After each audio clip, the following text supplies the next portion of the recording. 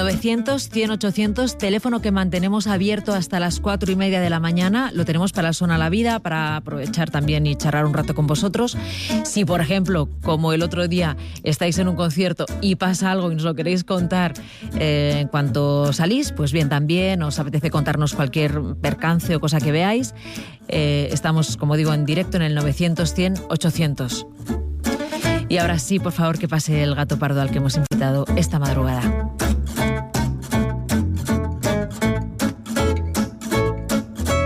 Un gato pardo acaba de entrar en el faro de la SER.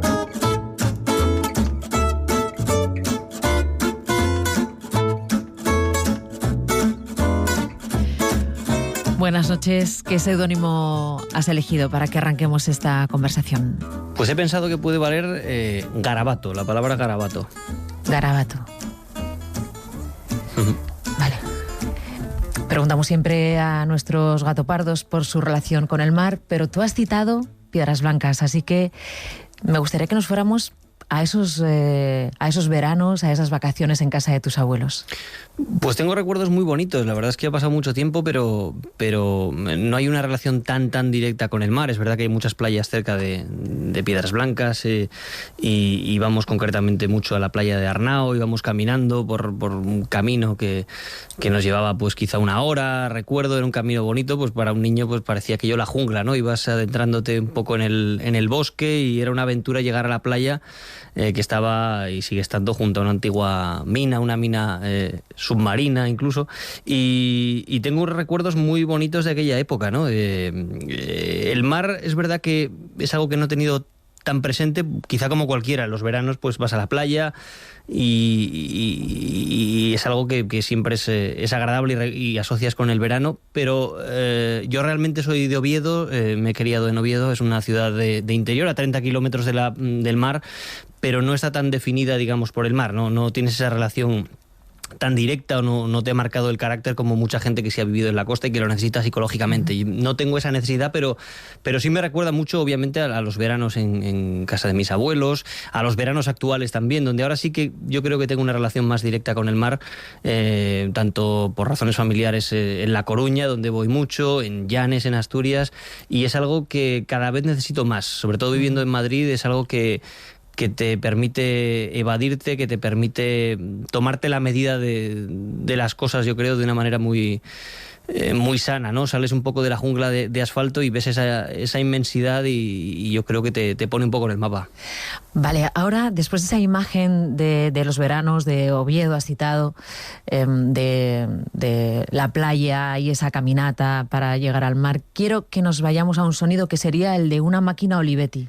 Es también otro recuerdo que tengo muy asociado a la casa de mis abuelos. Es una máquina que era de mi madre. En aquel momento pues no había ordenadores portátiles y yo creo que ni siquiera teníamos un ordenador en aquel momento, pero con aquella vieja máquina sí que hacíamos mis hermanos y yo, sobre todo mi hermano Nacho, que tiene 1 año y medio menos que yo, pues hacíamos periódicos propios, escribíamos noticias. Yo creo que luego viéndolos con el tiempo, creo que estábamos bastante pendientes de la actualidad, porque hay muchas noticias que quizá piensas que como niño se te escapan o no les prestas atención, pero realmente ahí había, yo qué sé, la caída del muro de Berlín. ¿Pero hacíais con un periódico en casa? Sí, con la máquina cogíamos una serie de folios y empezábamos a redactar una portada, escribíamos las noticias, el resumen de la actualidad que nosotros habíamos retenido, habíamos escuchado en la radio, en la televisión y que después contábamos un poco de memoria, ¿no? Pero sí que es un recuerdo que tengo muy asociado a aquellos años, no sé, tendría 7, 8 años, 9 como mucho. ¿Lo tienes guardado eso? En algún sitio tiene que estar. Hace años que no lo veo, pero tiene que estar por alguna parte, sin duda. Sin embargo, tú no soñabas con ser periodista, sino con dedicarte al cine, con la aventura. Sí, yo creo que como cualquier niño ha querido ser mil cosas, ¿no? Y de pequeño yo creo que mi primera relación con el periodismo o mi primera atracción hacia el periodismo fue por Superman. Yo siempre he sido muy forofo y muy seguidor de los cómics de Superman cuando era pequeño. Yo creo que si no ha sido mi primera lectura, habrá sido de las primeras seguro. Y el personaje de Clark Kent como periodista, como un tipo que se movía, que viajaba, que contaba historias como alter ego de Superman, pues me parecía muy interesante y quizá fue de pequeño, pues las primeras veces que dije que quería ser periodista quizá fue por eso, ¿no? Y no por otra cosa, ¿no? Por el personaje de Superman. Pero luego sí que es cierto que quise ser muchas otras cosas, arqueólogo como Indiana Jones o no sé, también el tema del cine me atrajo mucho ya más en la adolescencia. De hecho, no empecé a estudiar periodismo, hice comunicación audiovisual pensando un poco en dedicarme a eso, a la creación audiovisual, al cine concretamente. Es verdad que siempre me ha gustado, lo he ido aparcando después, y el periodismo siempre ha estado por ahí pululando y en un momento dado, pues no sé por qué me atrajo más y por ahí me lancé. ¿Por qué Carlos Franganillo se ha puesto de seudónimo Garabato? Pues porque la palabra tiene una sonoridad que me gusta bastante, y además porque tengo la manía de estar todo el tiempo haciendo garabatos en la universidad o en el colegio. Yo creo que si recuperara las libretas o los apuntes, el 90% son dibujos, caras, tonterías que estaba dibujando constantemente y que no sé si lo hago de una manera un poco inconsciente, pero me ayuda a relajarme, incluso a concentrarme muchas veces, ¿no? No tomaba tantos apuntes en clase o muy pocos, pero estaba todo el tiempo dibujando, y es algo que sigo haciendo ahora muchas veces. Cuando estás en el informativo en directo a las 9 de la noche de Televisión Española, ¿estás haciendo garabatos en los folios? Alguna vez lo he hecho. Es verdad que cada vez utilizo menos los folios y me apoyo más en el ordenador, y bueno, no imprimo todo el telediario como si hacía hace 2 años, ¿no? Ahora me apoyo más en la parte así más tecnológica, pero sí que en las reuniones, por ejemplo, de contenidos, en otros ámbitos del trabajo, estoy constantemente dibujando caras, dibujando tonterías, muchas veces de manera inconsciente, pero es algo que siempre me ha acompañado. Este niño que no quería ser periodista, o que no soñaba o no tenía muy claro lo de ser periodista, tiene hoy todos los premios que se pueden tener: el Salvador de Madariaga, que es un premio muy prestigioso, el Ondas, el Iris, el del Club Internacional de la Prensa. Has sido corresponsal en Moscú y en Washington. Ahora presentas el TD2, como decíamos, el telediario de la noche en Televisión Española. Pero antes de todo esto está la prensa local, de la que tú dices que sacaste mucho jugo, ¿no? Que aprendiste mucho de las historias locales. Cuando nos vamos a La Nueva España, ese periódico en el que entras cuando entiendo que eres casi un veinteañero, ¿no? Sí, 23 años, 22 aproximadamente. ¿Qué aprendes en la prensa local? Pues de todo. Yo creo que es la mejor escuela posible, y lo comparo muchas veces con las corresponsalías. Al final es un trabajo tan versátil que te obliga a cambiar de registro a diario, porque bueno, quien hace crónica parlamentaria está muy limitado, puede tener más recursos estilísticos, todo lo que uno quiera, pero al final el foco está muy definido. En un periodista local, un día hace una exposición artística, el día siguiente hace el pleno del ayuntamiento, y otro día un accidente de carretera, no sé, incluso a lo largo del día tienes varios registros muy, muy diferentes. Y yo creo que esa flexibilidad, esa capacidad de reacción, esa capacidad de centrarte en absorber lo importante y transmitirlo, sin importar el género, yo creo que es la mejor escuela posible. Y eso es muy similar a lo que hace un corresponsal, a otra escala, porque el corresponsal tiene la visión de un país completo o de una región, pero en ese sentido el corresponsal también se tiene que adaptar a todo, y le pueden pedir una crónica sobre el sector agrícola en Rusia o sobre alta política en el Kremlin, y yo creo que esa es la mejor escuela posible, ¿no? Si uno supera esa fase, habrá hecho un camino muy importante para después especializarse en algo más concreto. Pero yo sigo pensando que el periodista local es un periodista muchas veces menos reconocido, con menos relumbrón, pero ahí está todo, ¿no? Yo creo que esa capacidad de reacción, poco tiempo, mucha carga de trabajo y muy diferente, obliga a ponerse las pilas. Franganillo, antes de irte, como digo, a Moscú y a Washington, estuviste como enviado especial cubriendo algunos acontecimientos muy sonados a nivel global. Y voy a ponerte un sonido a ver si eres capaz de reconocerlo. Si no, enseguida te lo explico, porque me gustaría que me contaras cómo lo viviste.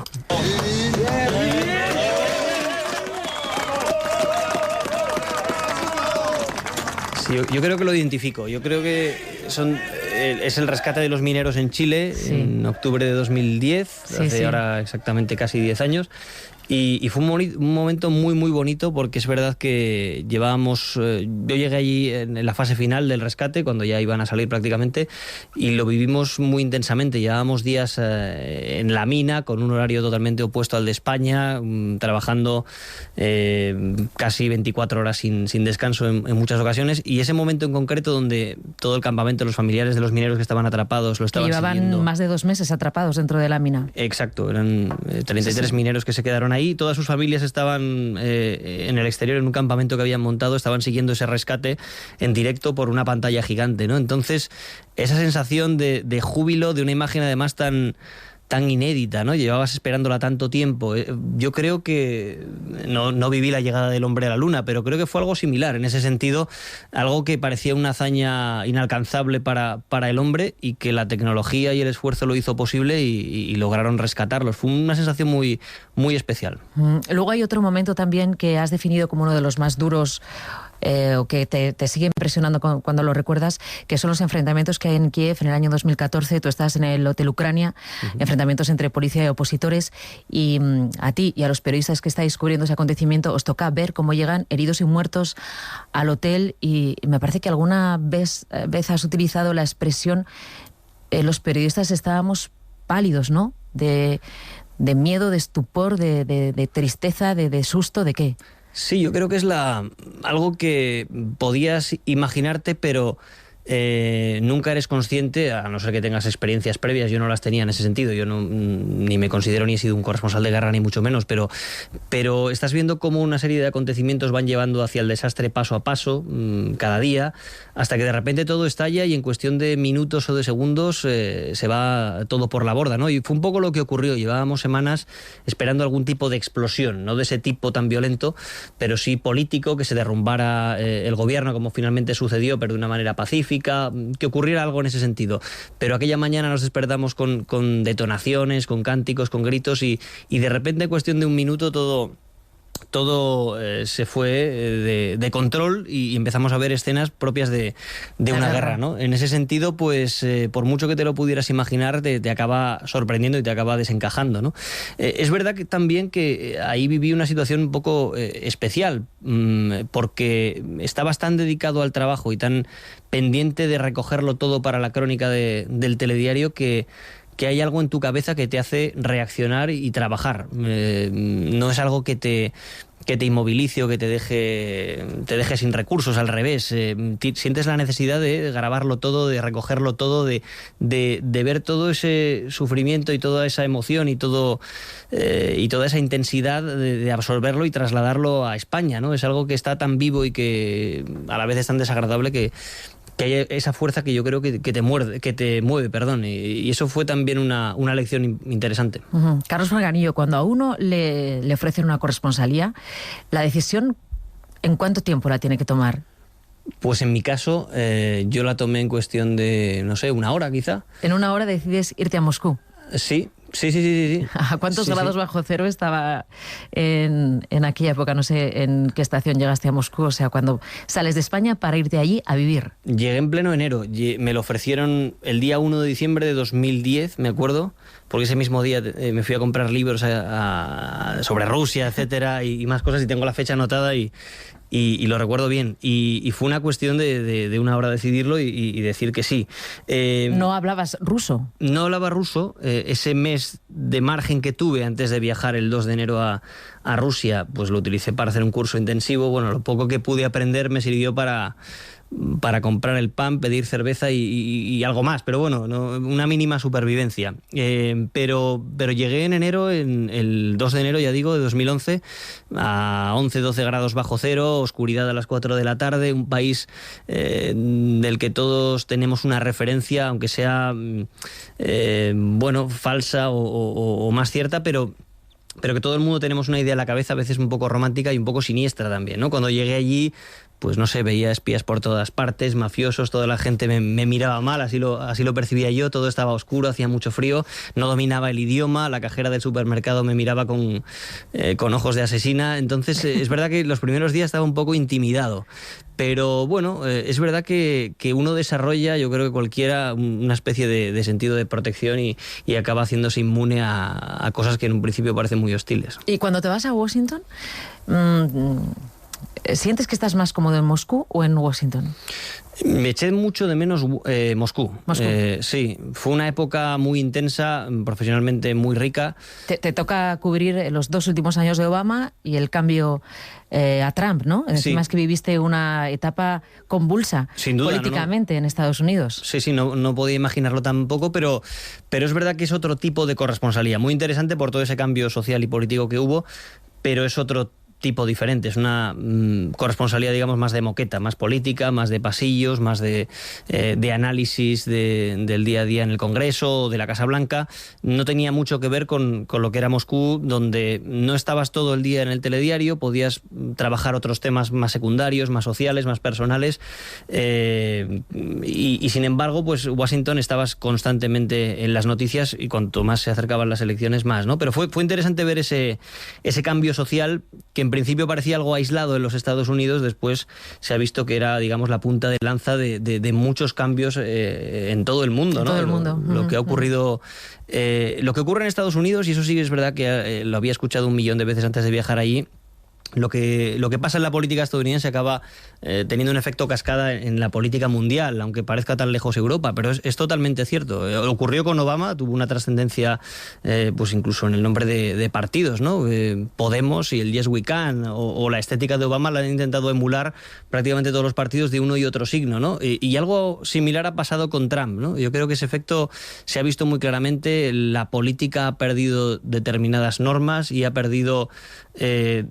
traspasado determinadas líneas rojas que antes eran impensables. Ahora se ha abierto un nuevo escenario con un mayor deterioro, yo creo, también del discurso público. Hacer una previsión es casi impensable, teniendo en cuenta que todo puede girar en 2 meses, pero ¿tú crees que Trump tiene posibilidades de ganar? Posibilidades tiene desde luego, pero ¿crees que las ganará?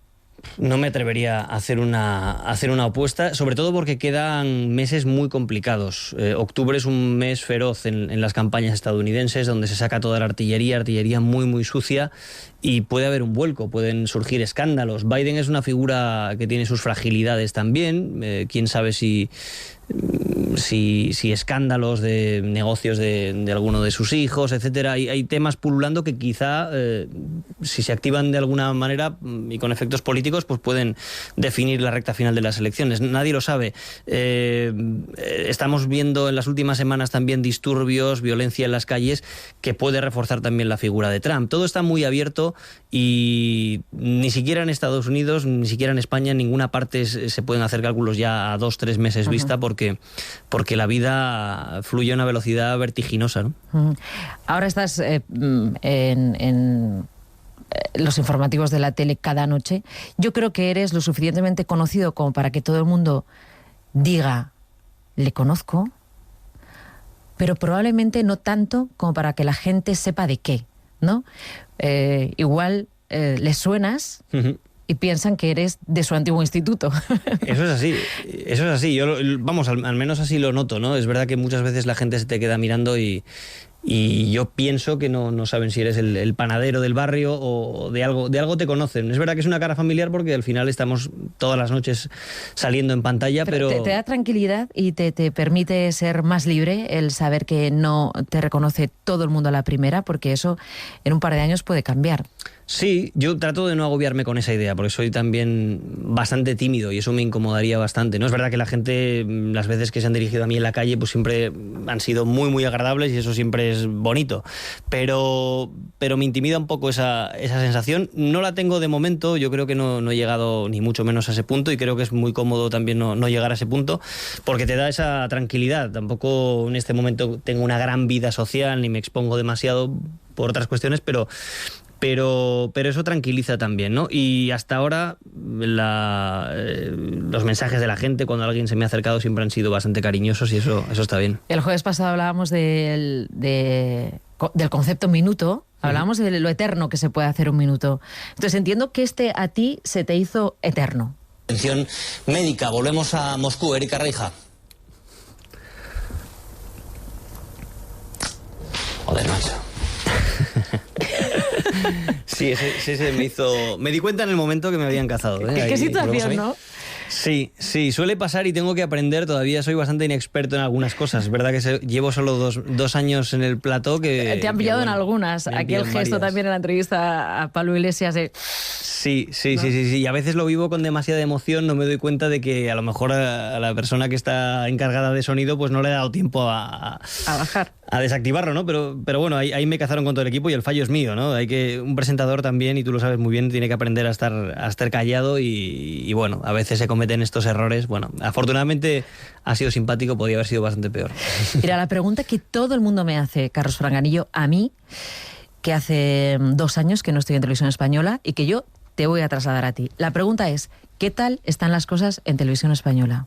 Bueno, es un sitio complicado. Es decir, Televisión Española es una estructura muy grande, es una entidad donde se sigue requiriendo de alguna manera que haya un acuerdo entre las fuerzas políticas para buscarle un camino y para buscarle una solución en ese sentido, y de momento está en un momento de cierto encallamiento, ¿no?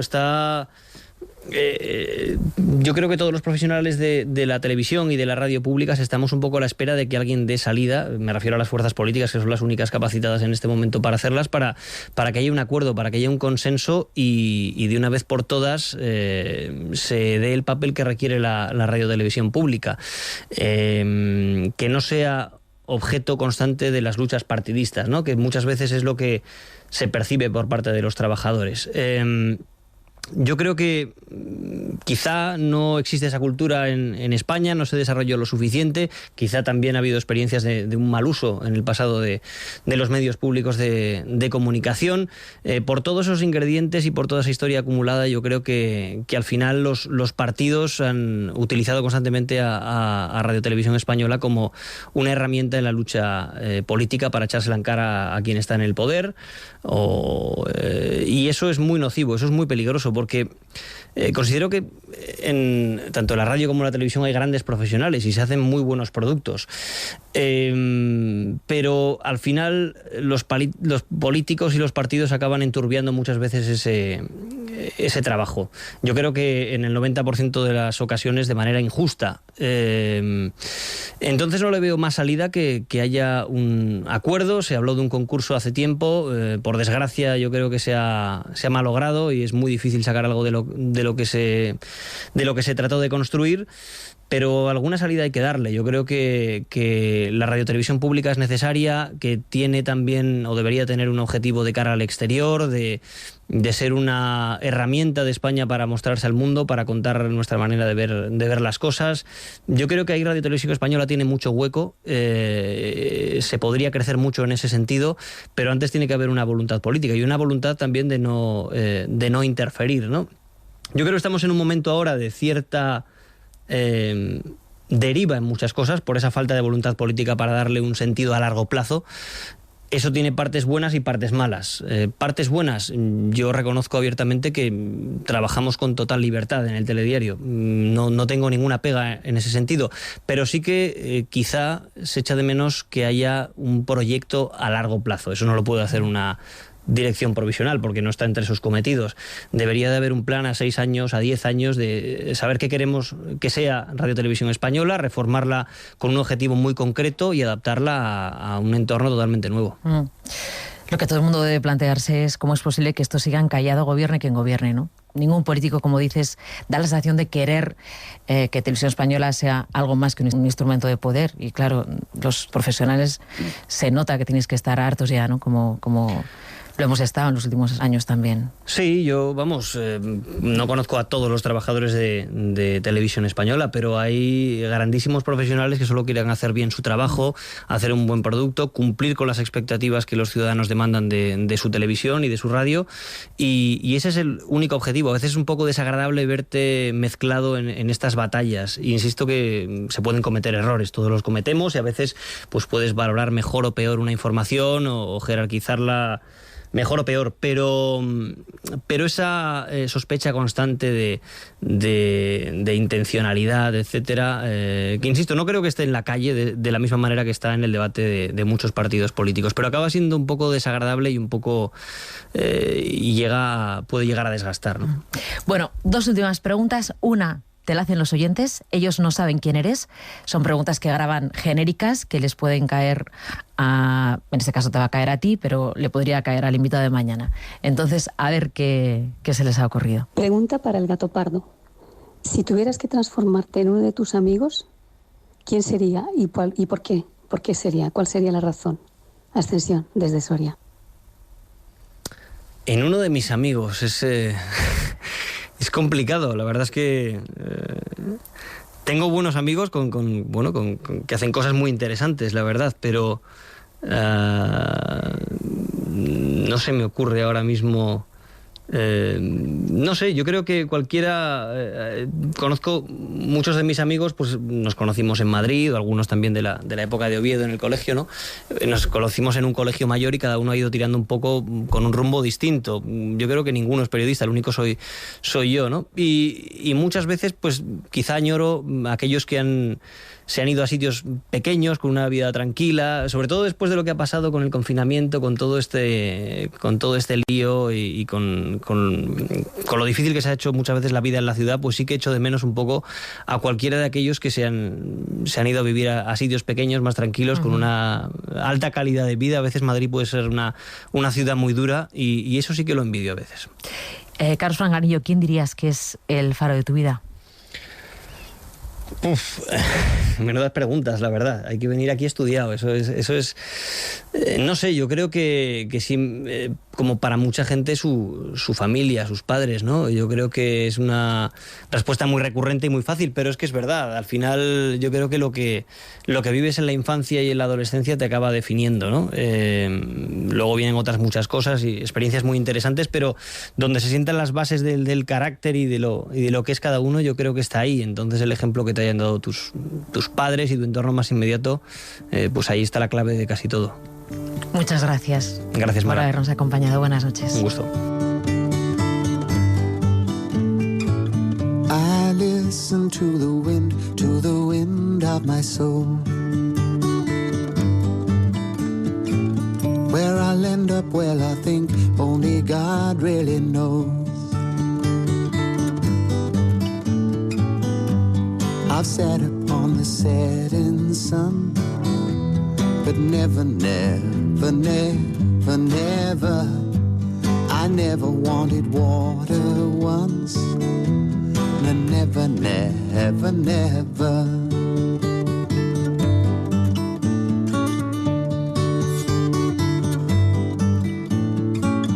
I listen to my words, but they fall far below.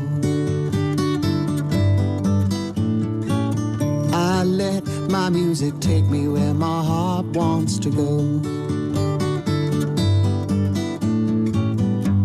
I've swam upon the devil's lake, but never, never, never, never, I'll never make the same mistake.